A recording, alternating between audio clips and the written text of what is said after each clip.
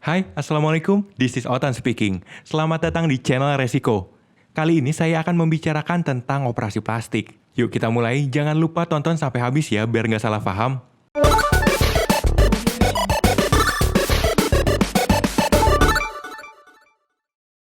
20 million cosmetic procedures last year. South Korea, a country of about 50 million people, accounted for nearly a million of them. It reportedly has the highest rate of plastic surgery per capita.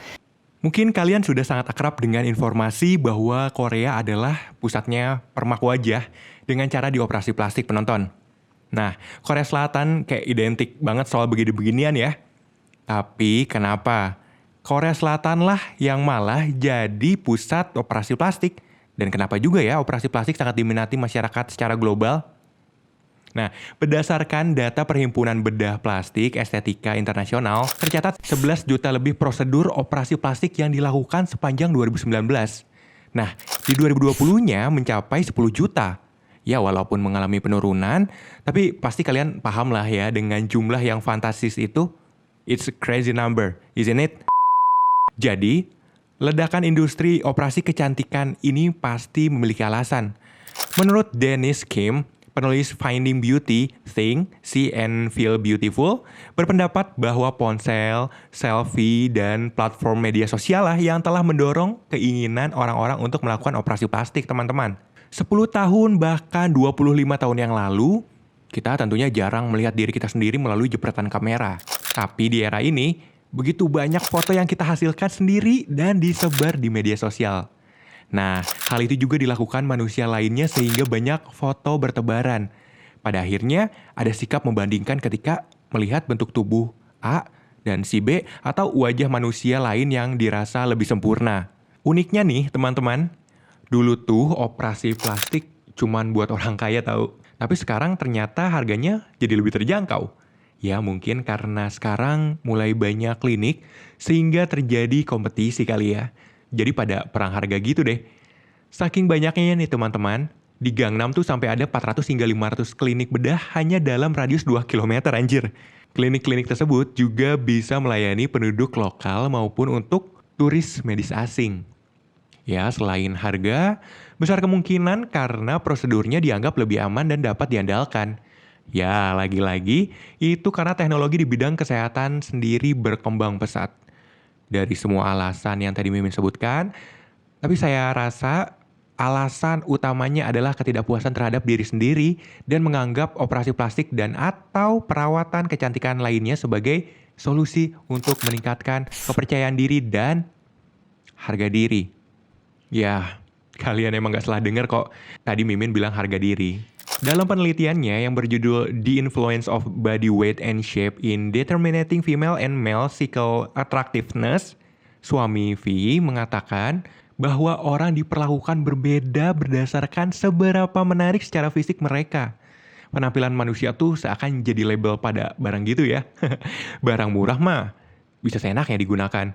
Sedangkan barang mahal tuh kayak dipegang-pegang, hati-hati, dielus-elus, dan sebagainya. Kalau ngomongin sejarah nih ya, sekitar 25 tahun lalu ketika Alan Matarazzo pertama kali membangun praktik pribadinya di New York City. Dia tuh bahkan cuma ngebuka pintu belakang buat klinik tersebut. Pintu depannya ditutup aja gitu. Karena kala itu orang-orang malu melakukan operasi plastik, teman-teman. Tapi lagi-lagi, karena perkembangan zaman yang selaras dengan kemajuan teknologi, orang-orang malah ngeposting dirinya pas lagi treatment, habis operasi muka gitu pas lagi bengap-bengap, terus di perban-perban juga diposting. Nah, dari situ bisa kita simpulkan orang-orang dewasa ini mulai nyaman memiliki ritual kecantikan walaupun melibatkan gunting dan pisau. Oh ya, Mimin mau disclaimer nih. Tapi Mimin pinjam kata-kata seorang dokter asal Korea yang mengambil gelarnya tersebut di Stanford Theater and Performance Studies yang bernama So Rim Lee. Anyway, doi itu bikin penelusuran gitu soal akar dari lonjakan operasi kosmetik khususnya di Korea Selatan, penonton. Nah, saya kemudian baca risetnya dan nemuin kalimat yang pas banget buat konten ini dan Mimin juga rasa tepat untuk dijadikan disclaimer.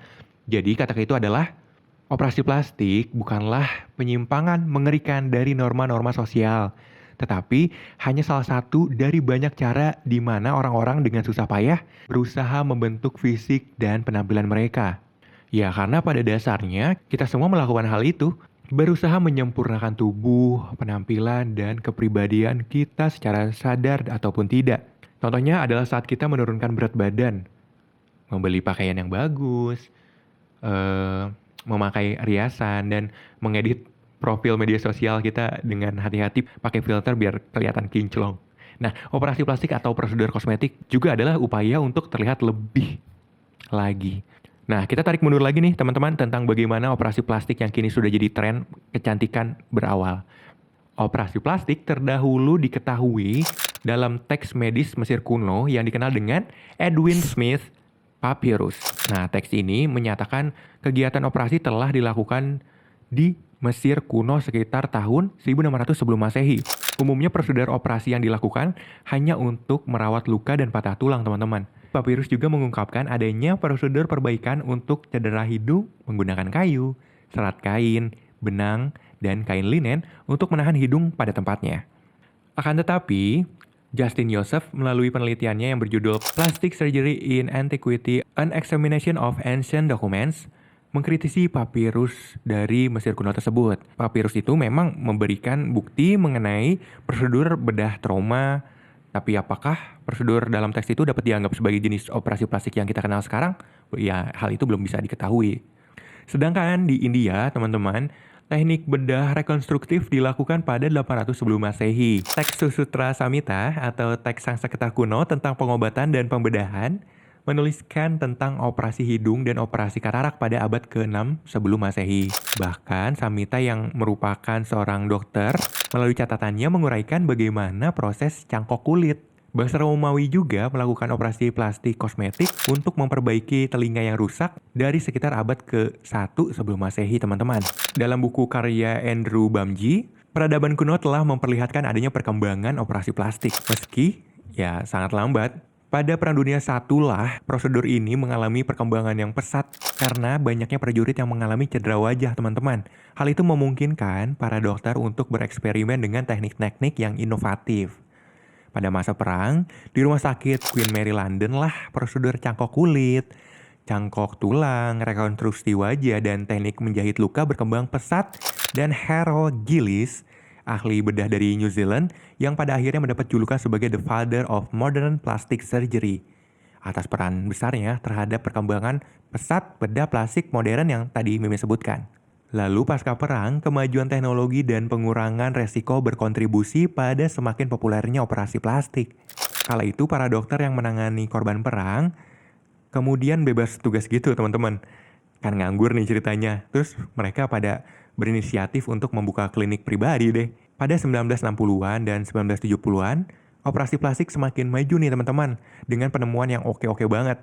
Seperti silikon sebagai bahan pokok dari prosedur operasi plastik tertentu. Awalnya silikon digunakan sebagai obat kulit, tapi kemudian pada tahun 1962, Dr. Thomas Coronin menciptakan dan meluncurkan inovasi implan payudara yang terbuat dari silikon. Pada 1980-an, para ahli bersama orang-orang yang pro dengan operasi plastik nih membuat dorongan besar untuk memperluas kesadaran publik dan meningkatkan persepsi tentang operasi plastik. Para ahli dan para pendukungnya melakukan peningkatan signifikan terhadap kuantitas dan kualitas informasi prosedur, harga, hingga keamanan bagi para konsumen. Kayak lagi ngebangun trust gitu, teman-teman. Nah, pada 1900 hingga 2000-an, operasi plastik dan prosedur kosmetik tumbuh secara substansial dengan sedot lemak sebagai juaranya. Si sedot lemak tuh jadi puncak daftar prosedur kosmetik paling populer di Amerika Serikat khususnya. Bayangin aja, ada lebih dari 670.000 prosedur sedot lemak dilakukan pada tahun 2000. Peningkatan ini hampir 10 kali lipat pada tahun 1990. It's a crazy number again. Prosedur paling populer berikutnya kala itu adalah operasi kelopak mata sebanyak 460.000 prosedur dan pembesaran payudara sebanyak 288.000 prosedur, teman-teman. Nah, di tahun 2005-nya, angkanya juga naik gila-gilaan, teman-teman.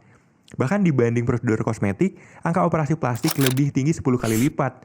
Nampaknya ketabuhan dan kontroversi yang berkembang di masyarakat mengenai operasi plastik itu sendiri tidak menghalangi jumlah pasien yang terus melonjak ya, teman-teman.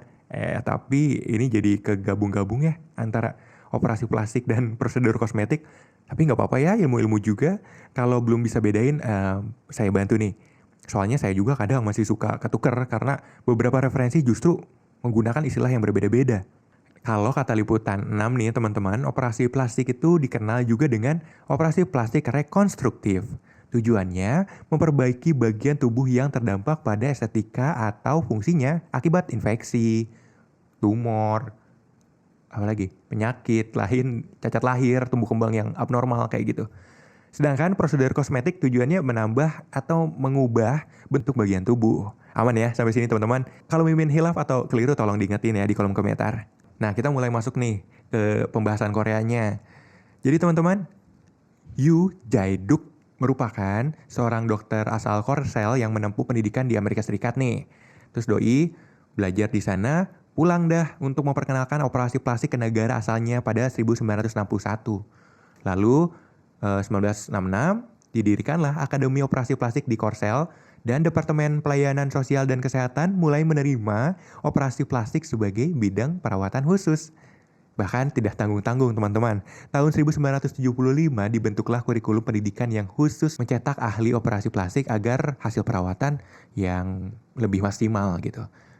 Dimulai dari situlah kemudian operasi plastik di Korea Selatan makin berkembang sampai sekarang. Lalu kenapa justru Korsel ya yang jadi pusat, bahkan bisa dikatakan ibu kota operasi plastik? Jawabannya karena memang di sana sadar potensi gitu teman-teman. Sadar market, sadar potensi, dan mereka tuh fokus terhadap pelayanan serta inovasi terkait kecantikan melalui operasi plastik dan prosedur kosmetik. Klinik-klinik di Korea nih teman-teman bahkan sangat terkonsentrasi atau bahasa lainnya terpusat. Di sana klinik sangat terpusat. Di Gangnam contohnya, saya sudah singgung di awal bahkan ada sekitar 400 hingga 500 klinik hanya dalam radius 2 km. Bahkan 5 klinik operasi plastik terbaik di Korea, 4 diantaranya berlokasi di Gangnam loh. Dengan tempat yang terkonsentrasi ini, saya simpulkan sebagai bentuk kemudahan yang ditawarkan produsen untuk konsumen gitu. Jadi kalau mereka yang mau operasi plastik, mau studi lapangan, diskusi langsung sama para ahli, terus kayak mau saling tawar-menawar harga, ya bisa langsung ke sana dan kalau nggak cocok bisa lompat ke tempat lainnya dan jaraknya tuh nggak terlalu jauh. Jadi merasa dimudahkan lah para konsumen. Dengan konsentrasi itu juga membuat budaya setempat menjadi, apa lagi ya kata-kata yang cocok. Mungkin budayanya itu membaur dengan tren gitu. Budaya asli, lalu tren si kecantikannya itu mereka mengalami pembauran.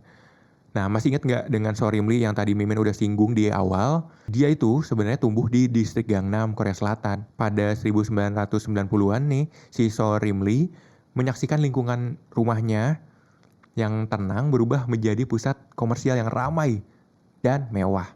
Lalu seiring berjalannya waktu, Lee memperhatikan bahwa banyak orang yang dia temui dalam perjalanan ke sekolah menggunakan perban di wajah mereka terus pada bengep gitu. Kemudian dia mengetahui bahwa itu adalah para pasien yang pulih dari operasi plastik. Lee menyaksikan secara langsung ledakan industri tersebut di Korea Selatan, teman-teman. Nah, mungkin ini yang kemudian ditawarkan dan dilirik oleh dunia sebagai pariwisata budaya kecantikan. Seperti Mekah yang kemudian juga jadi pariwisata budaya warisan religi. Nah, kemudian Korea menjadi top of mind ketika masyarakat global memikirkan apapun tentang kecantikan. Dan menjadi kiblat atau maaf ya, Mekahnya oplas gitu. Bayangin aja teman-teman, ada total 1.414 klinik operasi plastik yang terdaftar di Korea Selatan pada September 2017.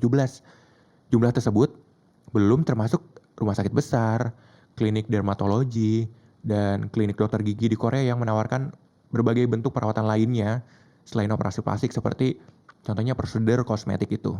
Budaya ini makin kuat lagi ya karena tak hanya masyarakat global yang tertarik, orang asli Korea pun berbondong-bondong memperbaiki diri mereka. Jadi market lokalnya dapat, globalnya juga dapat. Jadi semakin kuat gitu. To walk down the street or take the subway in Seoul is to be bombarded by commercials for plastic surgery. Turn on the TV, it's there too. This show's formula: dreary music accompanies someone pre-surgery, then a crescendo during the procedure. Operasi plastik juga terintegrasi ke dalam kehidupan sehari-hari di Korea Selatan. Ada segudang iklan di stasiun kereta bawah tanah, terminal bus, dan jalan-jalan. Orang-orang tua di sana juga sering menghadiahi anak-anak mereka dengan operasi plastik setelah menyelesaikan ujian masuk perguruan tinggi nasional misalnya. Tampang nih, si tampang ini, wajah, penampilan di sana telah menjadi prioritas teratas sebagai penentu nasib, dan operasi plastik lah yang menjadi alat ampuh loh untuk menentukan nasib itu sendiri. Ada begitu banyak alasan orang Korea melakukan oplas, teman-teman. Bahkan hal ini menjadi sebuah obsesi tersendiri. Seperti ada yang mengatakan, sebagian orang Korea terobsesi dengan standar kecantikan barat. Standar kecantikan barat itu maksudnya kebanyakan orang Korea kan matanya monolit. Yang berarti tidak ada lipatan pada kelopak mata. Jadi kelopak mata tuh bagian atas dan bawah gitu. Ini dan ini gitu. Dan dia nggak ada kelopaknya. Sebagian orang Korea melihat kelopak mata tuh sebagai, oh bagus ya kalau ada kelopak matanya gitu. Jadi standar kecantikan atau standar penampilan.